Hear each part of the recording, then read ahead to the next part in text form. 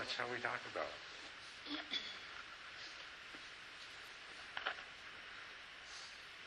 Yes.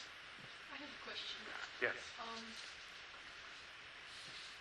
Did the Buddha talk at all about what we say, I guess, in the West, or ask in the West about what's the meaning of life? What's the meaning of life? What's the meaning of life? Why are we here? All those sorts of questions. I'm wondering if there was anything in Buddhism about that.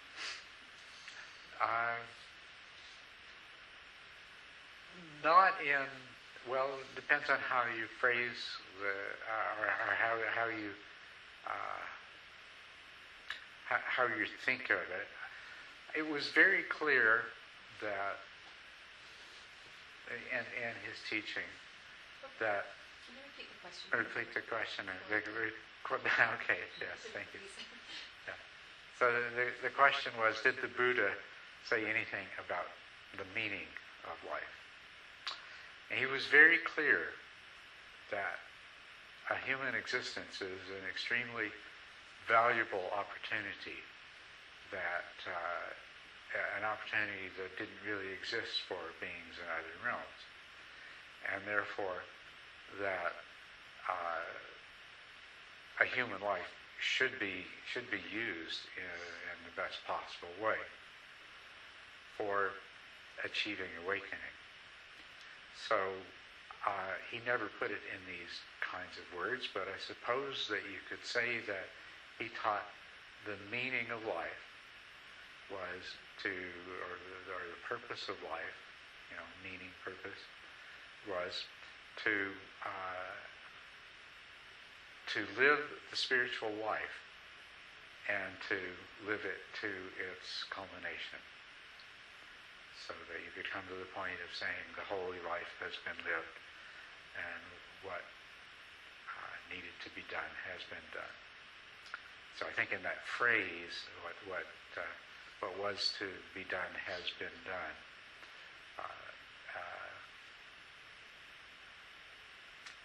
is the answer to what is the purpose of life.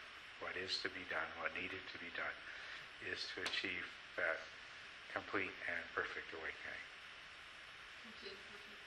Awakening. Yeah.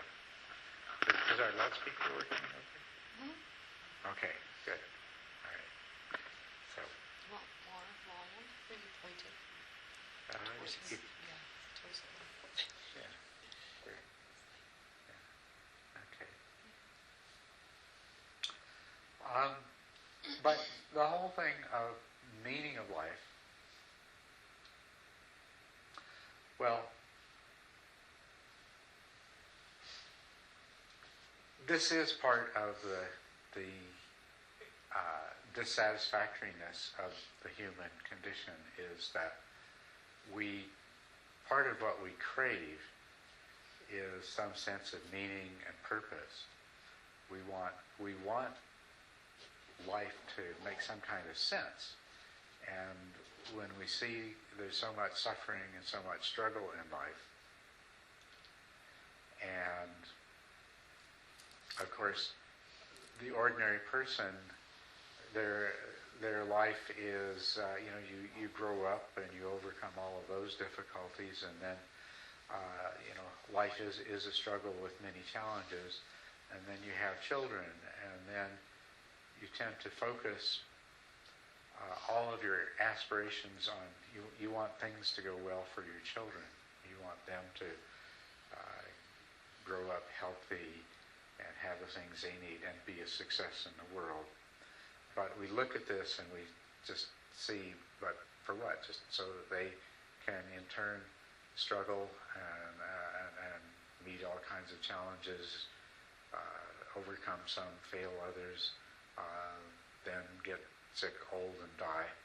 And this is the endless cycle that we see as Westerners, without believing in reincarnation. The cycle of samsara is, what is the point of life? That we go through all of this, and what's the reward? Well, we produce some children, and hopefully, if we're lucky and things go well, those children are in a position to just repeat the whole thing all over again.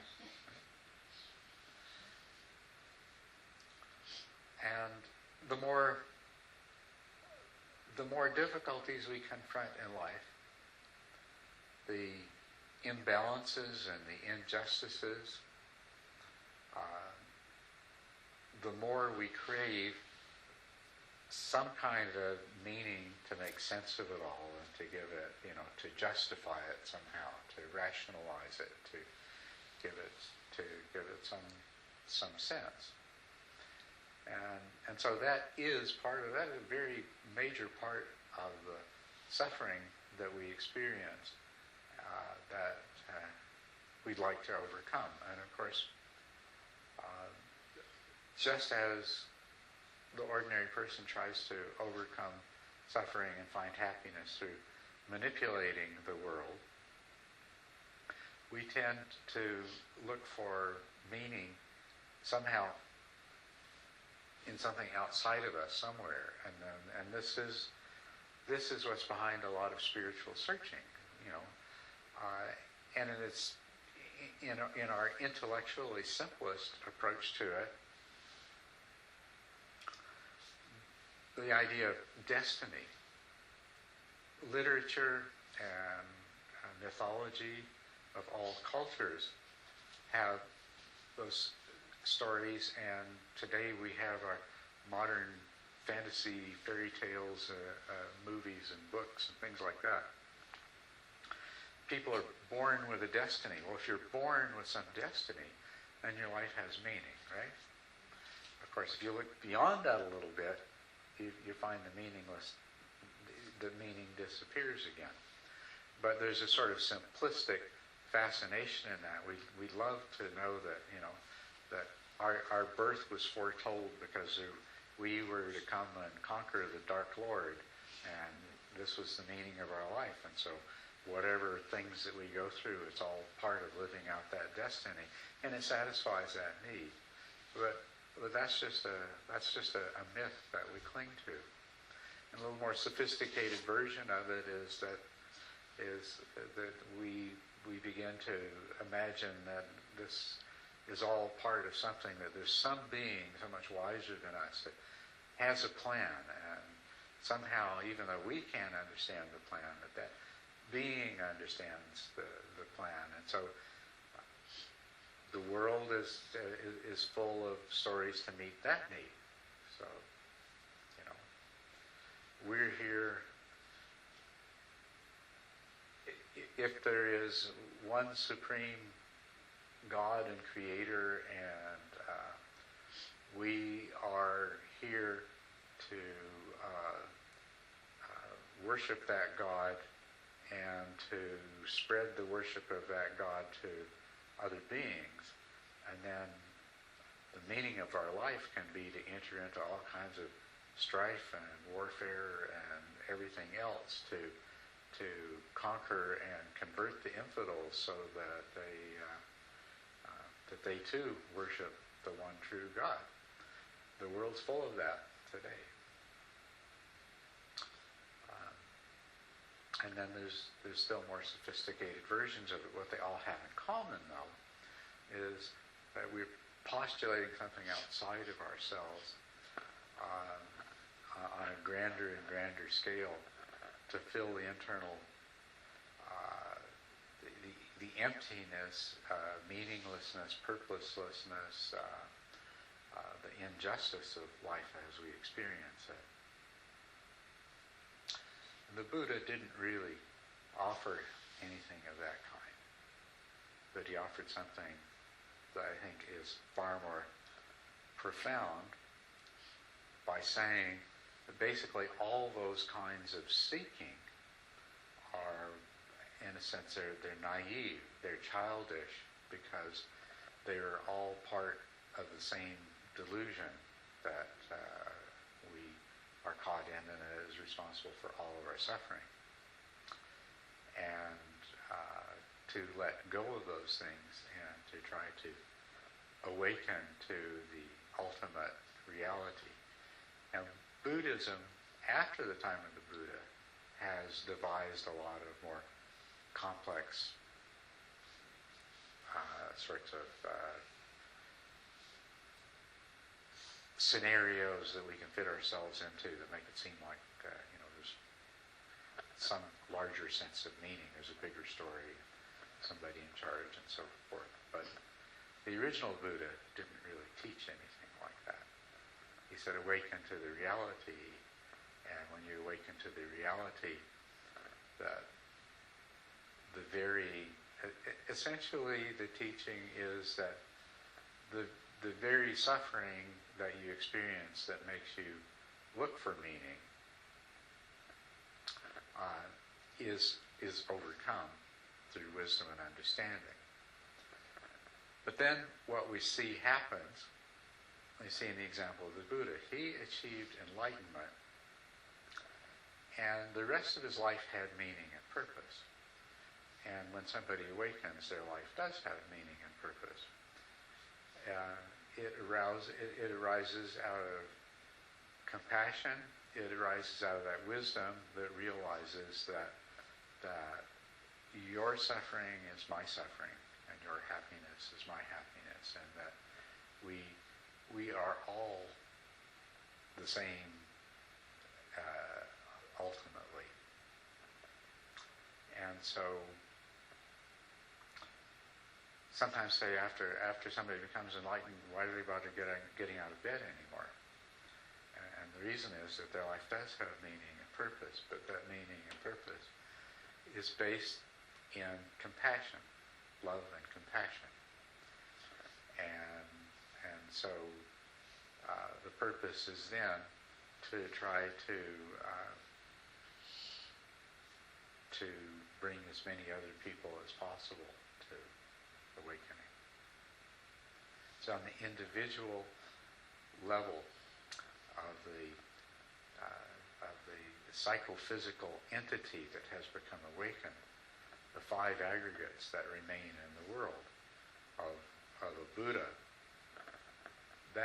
those five aggregates has meaning and purpose that's based in that wisdom that transcends the individual separate self and gives rise to five aggregates that is motivated in the same way that the ordinary worldling is motivated by desire and aversion. The five aggregates that has experienced awakening is motivated by love and compassion.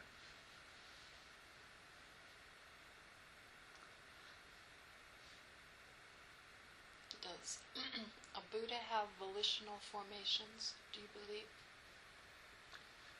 Does the Buddha have volitional formations? Right, like one of the five aggregates is volitional formations. Or mental formations in general? Formations, Yes, the Buddha has a particular kind of volitional formations. In the Abhidharma, I was talking about that last night. The Abhidharma is where they take all of the teachings in the sutras and they are very carefully analyzed and laid out to basically account for everything. And in the Abhidharma, there is a section that discusses volitions. And there's various categories of volitions, wholesome and unwholesome, and then the kind of volitional intentions that a Buddha has.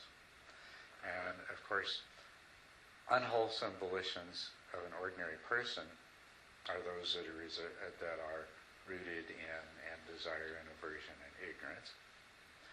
And wholesome volitional formations of an ordinary person are rooted in the opposites of that, non-desire, non-hatred, and wisdom or understanding, or put another way, generosity, loving kindness, and understanding. The category of volitions that a Buddha has are said to be identical to those that are the wholesome volitions of a worldling, in that they are rooted in compassion, generosity, compassion, loving kindness, and wisdom.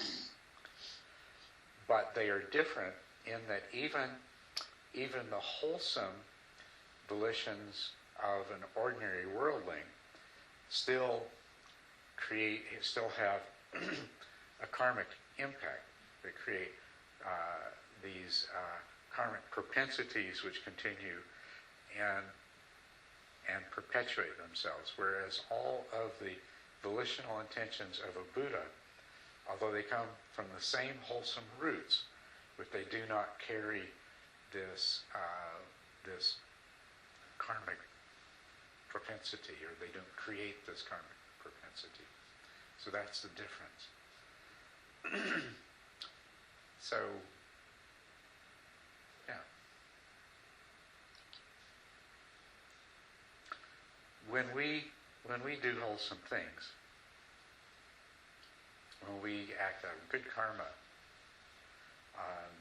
because we still are attached to the idea of self and have craving for existence, then all of our actions, including our good karmic actions, contribute to our continued existence as a self, as a perceived self. And the Buddha, there's no perceived. The Buddha is completely beyond, or any fully enlightened being, is completely beyond even the inherent sense of separate existence. That's no longer part of the mind stream. So the five aggregates can function in the world and perform volitional actions, but because there already is, since every vestige of clinging to both self-nature and existence is already gone, those actions are not they can't perpetuate what's already gone. Does that make sense to you? Mm-hmm. Good. I guess I explained it fairly well then. Yes? This is kind of it's always one of those questions. Are there any fully awakened beings walking the earth today, arhats? And if so, how do we know? Or how would we know? Well, my answer is yes. And I think they are, yes. And how do we know? Well, the only way that you can know for sure is to be an arhat yourself. Right? If you're an arhat, then you can recognize some other arhat. But if you're not an arhat, what you can do is you can make a very educated guess on the basis of what that being manifests in the world. And so if we know what a Buddha is, then we look to see if they walk and talk and act like a Buddha. A Buddha is completely free from suffering. Absolutely, totally free from suffering. And a Buddha experiences a transcendental bliss that is completely unaffected by the circumstances of the world around them. So an arhat, a Buddha, a fully realized being, these are one of the things that we would expect to see, is that they have that they are free from any kind of suffering at all. And that instead of suffering, there is a manifestation of a blissful serenity. And this is described of the Buddha in some of the sutras. When the Brahmin Dana encountered the Buddha on the road, he was a stranger, but from a distance, he was struck by the radiant serenity and the blissful aspect of the Buddha. And noticing that, he approached the Buddha and commented on it, and said that when I look at your radiant visage, I wonder, what are you? You know, are you a god? Are you some kind of a spirit? Are you this and that? And there's a number of other cases in the sutras where such comments are made. There was a king who, the first time he saw the Buddha, was so impressed by his appearance that he immediately sent his ministers to go and basically invite this amazing being to come and take the highest position in his kingdom. Well, under himself, of course. You know. So, what we would expect of an arhat is that they would be, we should be struck by their happiness, and by the way that their happiness is not moved by the circumstances, that they're able to ride with whatever circumstances come and go without being affected adversely by them. Another thing that we would expect, a Buddha has completely overcome all craving, all desire and aversion.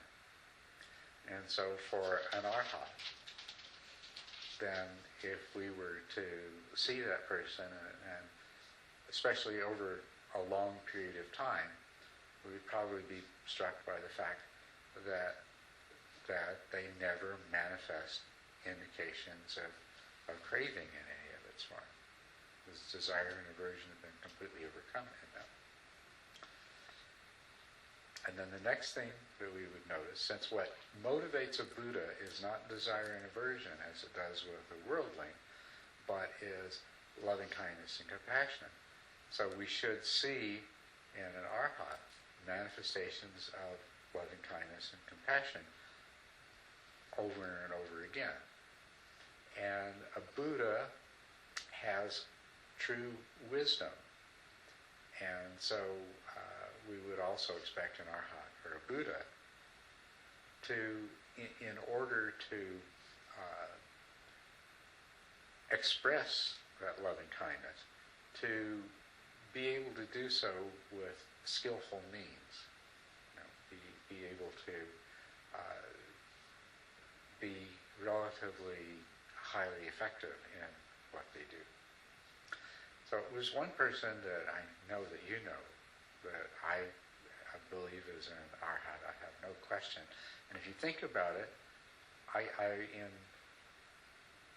many decades of being in constant public scrutiny, I don't think you can find anywhere anybody can point to anything that doesn't fit the description I gave you. And that is the Dalai Lama. I don't see, do you know anything at all, any description you've ever heard of anything about the Dalai Lama which would suggest that he is not just plain imperturbably, blissfully happy, totally loving, very skillful, right? And doesn't show any manifestations of desire or aversion or hatred in spite of the incredible, if somebody was just trying to overcome, their internal hatred, he'd be a person that, you'd expect to see the lines of tension cut deeply into his face from trying to suppress the anger and the frustration at all the things that have happened to the people he's responsible for in his lifetime. But instead, you look at his face and, it's just beautiful. It radiates, right? And I've read many accounts of people who have spent time with the Dalai Lama. One was very interesting, from a man who was a scientist, who was basically an extremely obnoxious person, totally hated his father, didn't get along with anybody else in his field very well. But he worked with the Dalai Lama and spent many, many hours in the presence of the Dalai Lama on a project that they were working on. And he wrote about how he was transformed. The Dalai Lama never said anything to him about his person, except to ask questions, ask friendly questions. but he said something about being in his presence just gradually melted all the hatred and the anger and stuff that he'd been carrying around. And so I think those are the kinds of signs that you would expect to see in an arhat. And I believe that there are others. Thich Nhat Hanh might qualify. That I don't know. I really know very, very little about Thich Nhat Hanh. But he might. He fits all those categories. If he fits all, well, see, that's the thing. If somebody fits all that categories, you can't know for sure. Unless you become an arhat yourself, and then you'll know for sure, right? Because as an arhat, you can know the minds of others. But well, certainly, you can't go wrong. You absolutely cannot go wrong by assuming that anybody who fulfills all those requirements is an arhat.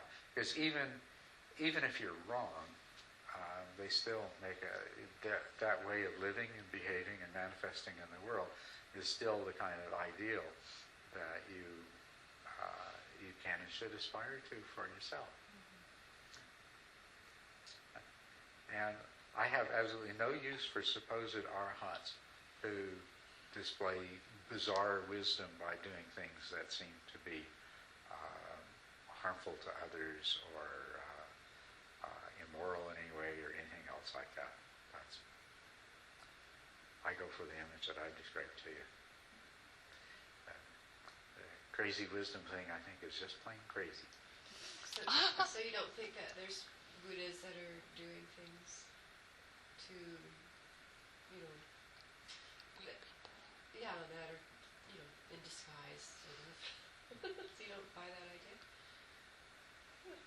I don't think that it's impossible, but I think there could be perhaps a kind of situation where the most skillful means that a Buddha could apply would be to somehow pretend that for a period of time. But it's also, I would only believe they were a Buddha pretending to be that if it became really obvious that they were a Buddha pretending to be that after the need to be that way had expired.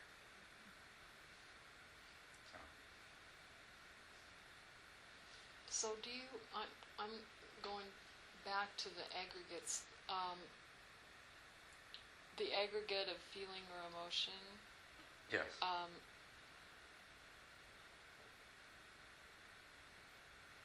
trying to wonder what a Buddha, like, I would believe that a Buddha would feel sadness, well, like compassion, and be able to cry, and sorrow.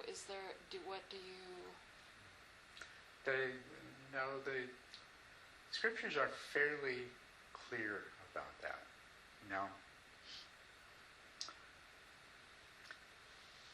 There's two different things: feeling and emotion, or at least what we refer to as feeling in the context of the Dharma is pleasure and pain, joy and grief. In other words, physical pleasure and pain and mental pleasure and pain. And it's quite clear that a Buddha experiences physical pleasure and pain in the same way that we do. But a Buddha does not experience mental suffering in the way that we do. That the mental kind of pain, mental suffering, does not exist for a Buddha. But, you see, a Buddha has an understanding of the way things are, an understanding of reality that completely transcends the appearances which cause us to be sad and which would cause us to cry. Now, in terms of, I have no problem at all with the Buddha crying for somebody else's benefit, but what it is said in the same Abhidhamma teaching, where it says that the volitional actions of a Buddha are the way that I describe them to be. It also discusses, these are called citas, minds or mind moments, that it says when a Buddha observes suffering and it elicits compassion, what the mind of the Buddha experiences is what is called the smile-producing citta of a Buddha. And it is described in the terms that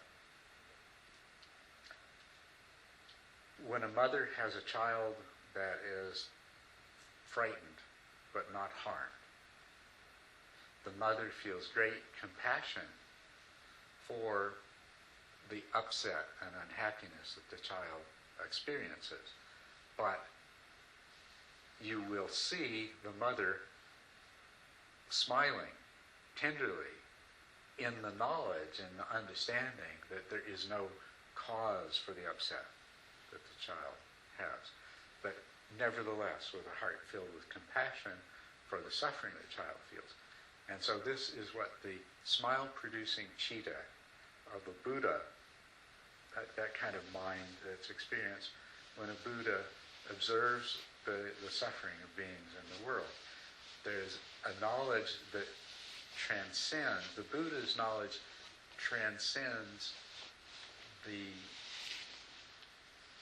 appearances that are causing the suffering for the person. And because of that, there is the smile, but there is also the compassion and the motivation to do whatever possible to raise the person out of their suffering.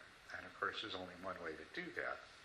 The way to raise them out of their suffering is to bring them to that same state of wisdom and understanding.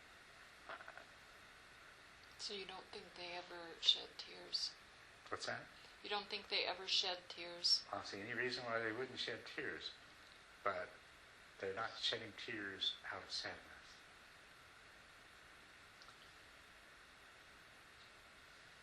That's for the Kuan Yin, right? That's the Bodhisattva of compassion. That's right. That's the Kuan Yin. Yeah. Who hears the cries of the world? Who knows it? Yeah. That Bodhisattva. So the tears of compassion, when they occur in the smile-producing citta of an arhat or a Buddha or an awakened being, are not accompanied inwardly by sadness. That's the... Oh. Yeah, okay. Or loss or grief. Or... Right.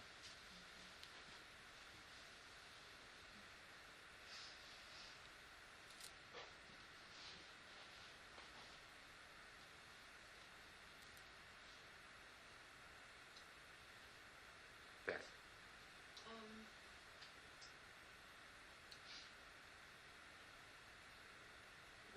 With all the sufferings in the world that I feel sad about not being an awakened being. Yes, right. Of course you do. The thing that I feel most sad about, and sometimes despairing about, actually, relates to the destruction of the planet more than what may be happening to human beings on the planet, what we may be doing to ourselves and each other. And what, I'm not sure what the question is about this, but it's something about how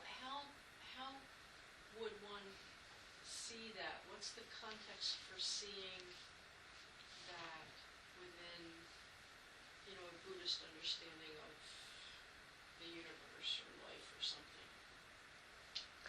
Well, Does that question make a little bit of sense?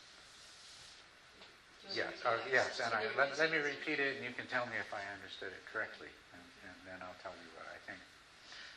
So, you say when you think about, in other words, the destruction of the planet, not just of human beings, but the destruction of the planet, and then you think of all of this suffering, and you wonder what you wonder what the Buddha would think about this. Well, I don't know. This may be kind of odd to hear to say, but it's kind of weird to even admit this, I guess, in public. But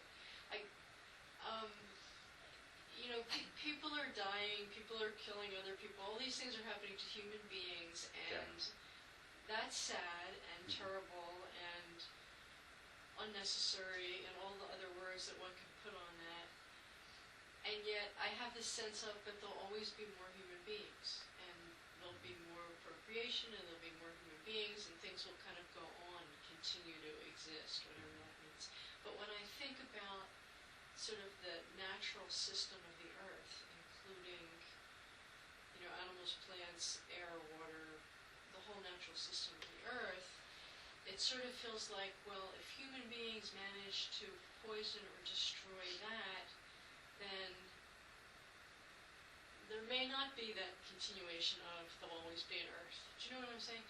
So to me, there's sort of this other level, this deeper level of pain about that I feel, and more helplessness and more despair about it, etc. And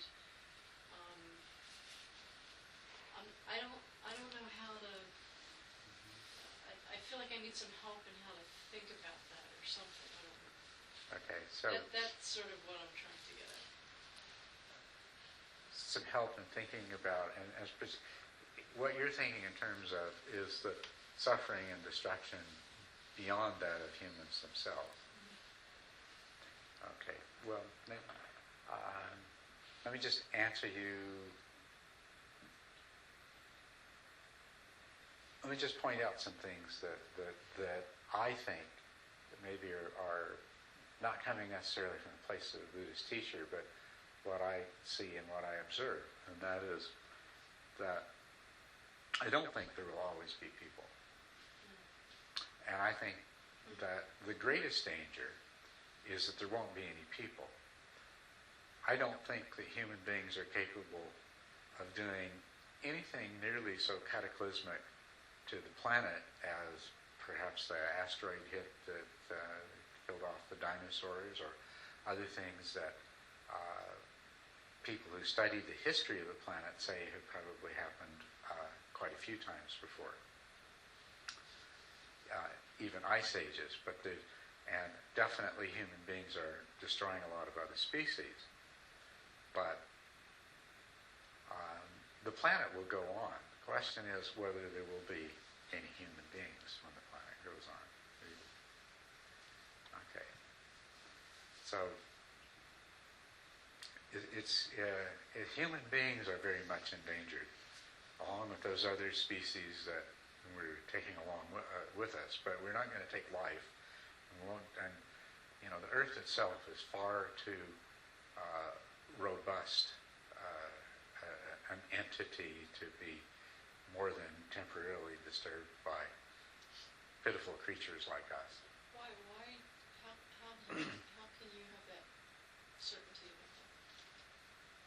Well, certainly at this, if we do, we brought ourselves to the brink of a very difficult situation, and even if we set off all of our nuclear weapons at once on the planet, like I say, it probably wouldn't be particularly worse than what happened with that asteroid that hit in the Yucatan Peninsula, and life would survive, and life would keep on going in a completely new form.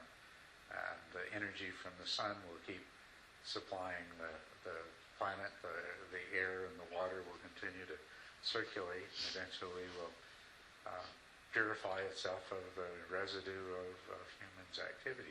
I don't think we have that power. I don't think we are yet anywhere nearly that powerful. But let me go back more as a Buddhist teacher now and point out that two things. First of all, that we're not just one with each other, but with all sentient beings. Sentience itself is that which we should be identifying with and relating to. And so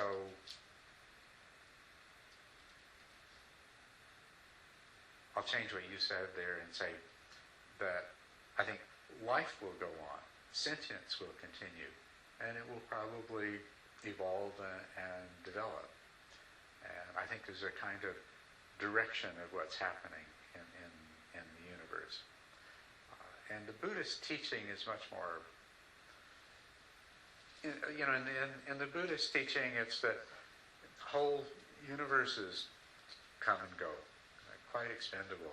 Don't get too attached to anyone, right? So, on a sort of a simpler level, I think that's what I'm saying to you. It's like, okay, there's human beings and what we've done on this planet, and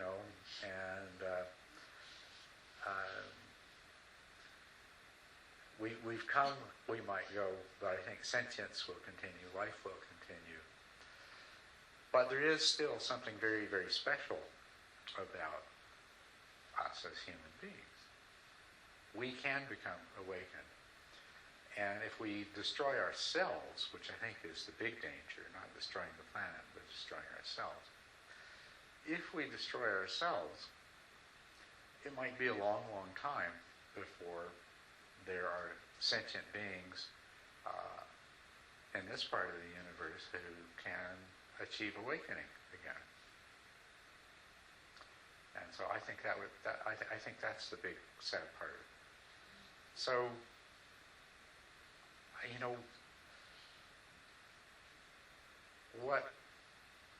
how does a Buddha regard this? Well, remember, a Buddha is seeing things in a completely different way. All of these things that we're talking about are appearances arising in our minds, and a Buddha is going to see beyond those appearances to the reality that lies beyond that, which is said to be perfect. So I think that's the reason that, if you're thinking a Buddha might look at what's going on in the world and lose their equanimity and get upset and unhappy and worried about it, I don't think that would happen. I think they're going to see so far beyond what we can see, and what they're seeing is going to be, their way of saying is immune to the sort of disturbance that we have. But on the other hand, I think that the Buddhas that live today do feel that the most important thing that we can do is to see if we can cure this special kind of being that we are, human beings, of our afflictions, and turn things around and begin the process of a spiritual evolution, so that we escape from the tyranny of desire and aversion and self-attachment,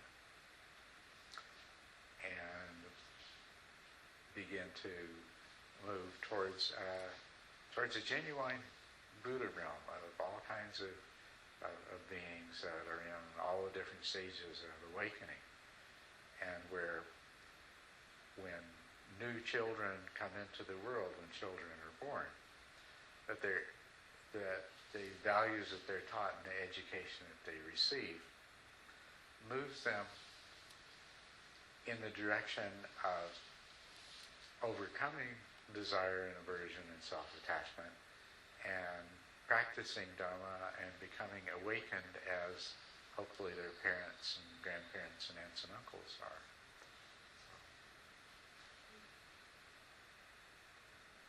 But without attachment. If it doesn't work out, well, it's all empty anyway.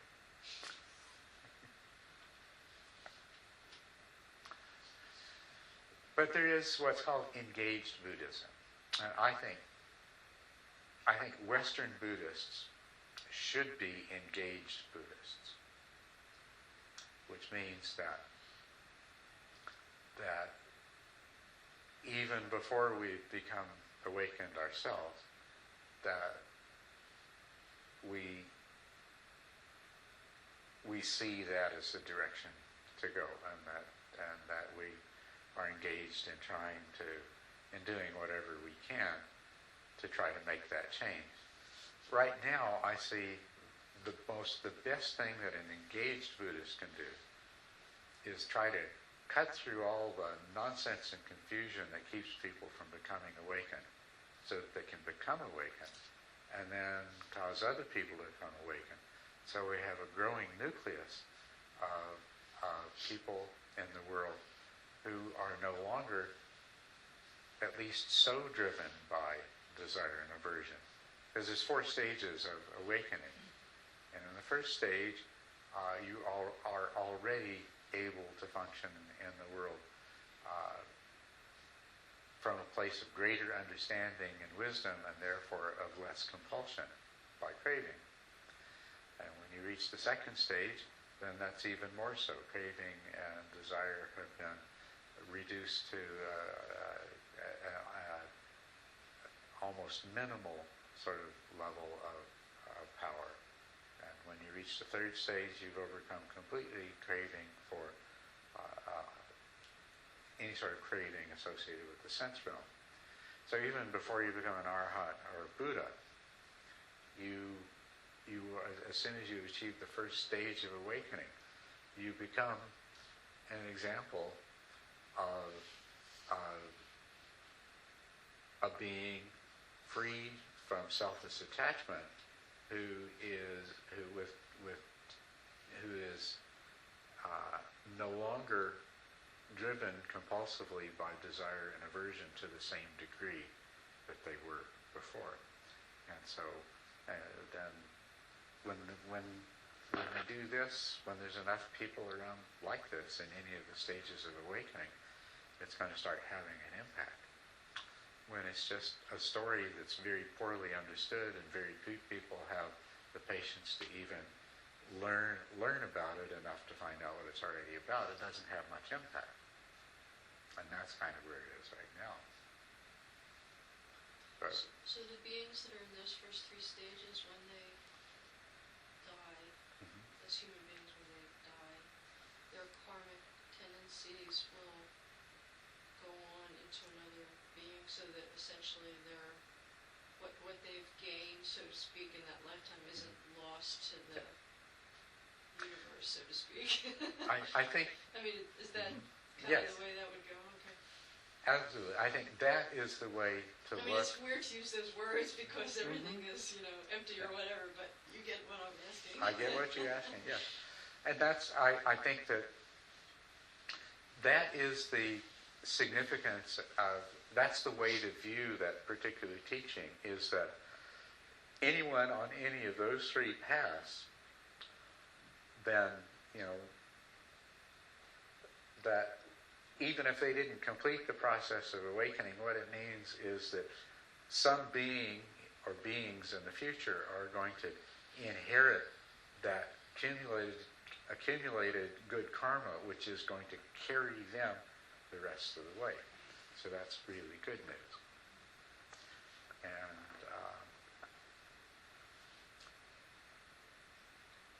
yeah. So the 6 perfections, did they come from the Buddha, or did they come after? The 6 perfections, well, they are not put together in that form in the sutras, but they are all discussed in different places in the sutras. So they were later gathered together.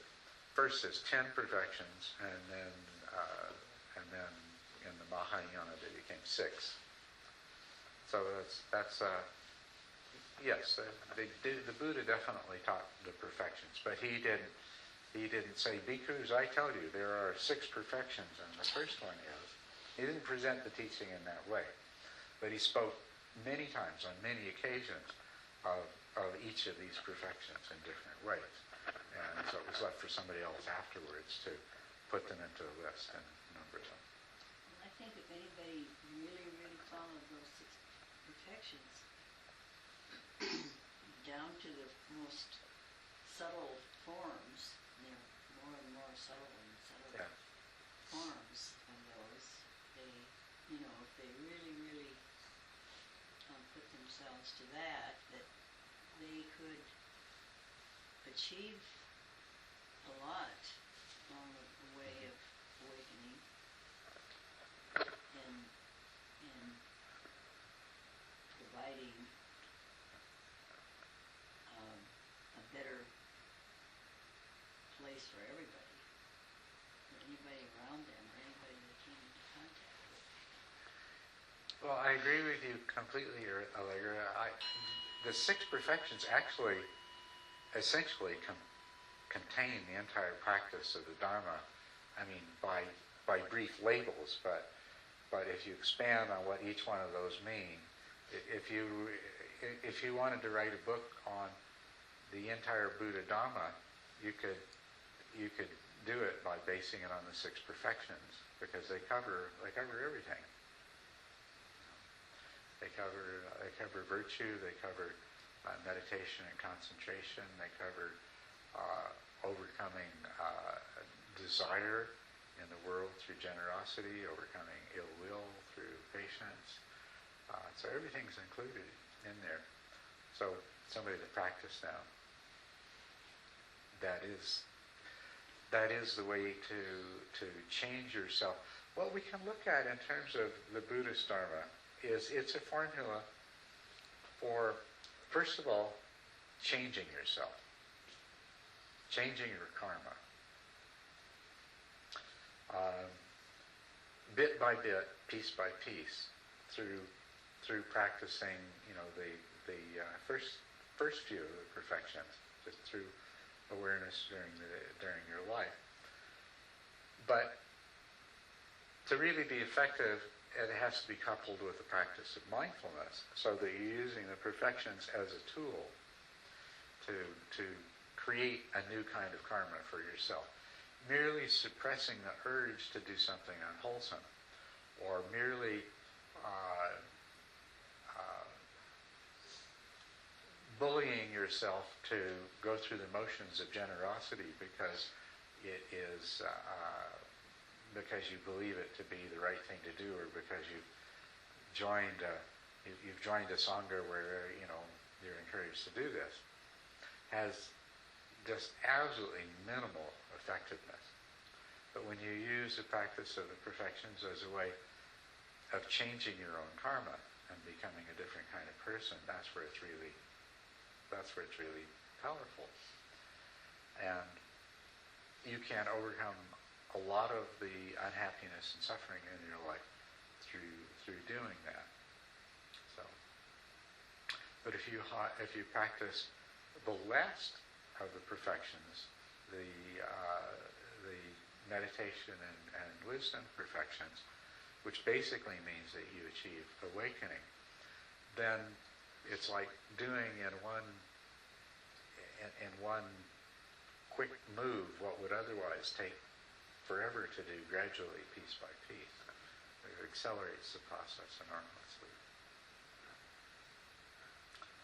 But you can't actually, it's questionable to me whether you can do the latter without doing the former first. I think you have to change yourself, and you have to change your karma before you can become awakened. And you have to do at least some meditation to develop the mindfulness in order to really change your karma enough to create enough momentum.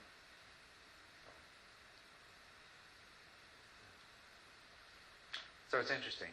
Your question was, did the Buddha teach the six perfections? Well, in a sense, that's all he taught. But it was somebody else that numbered them and listed them.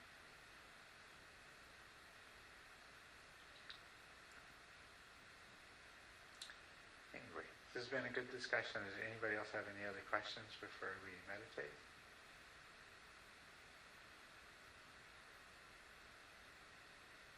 Deborah's deep in thought.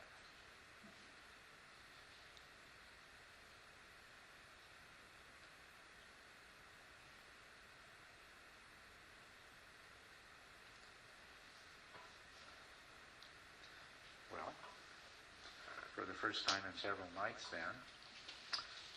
We'll have a chance to do our last sip